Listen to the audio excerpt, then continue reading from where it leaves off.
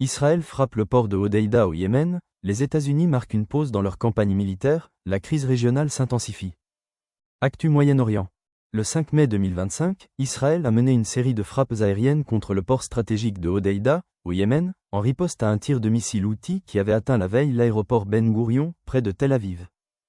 Selon l'armée israélienne, ces raids visaient à empêcher le transfert d'armes iraniennes et la construction de tunnels militaires, alors que les Houthis, soutenus par l'Iran, multiplient les attaques contre Israël et le trafic maritime international.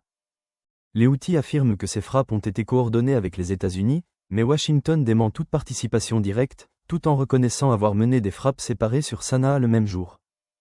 Parallèlement, un cessez-le-feu entre les États-Unis et les Houthis, négocié par Oman et annoncé le 6 mai, prévoit la fin des frappes américaines contre les Houthis en échange de l'arrêt de leurs attaques sur la navigation en mer Rouge, mais ce cessez-le-feu n'inclut pas les actions contre Israël.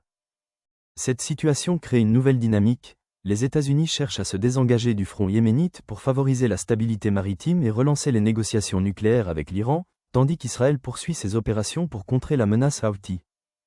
L'impact est double. La crise humanitaire au Yémen s'aggrave, avec des victimes civiles et des infrastructures détruites, et le risque d'escalade régionale demeure élevé, car les Houthis menacent de répondre par de nouvelles attaques contre Israël et les routes commerciales si la guerre à Gaza se poursuit. Ce contexte accroît l'incertitude pour la sécurité internationale et montre que, malgré la trêve américano-houthi, le conflit reste ouvert entre Israël et les Houthis avec des conséquences directes pour la population yéménite et la stabilité du commerce mondial. Commentez ci-dessous. N'oubliez pas de cliquer sur « J'aime » et de vous abonner pour suivre l'actualité en temps réel.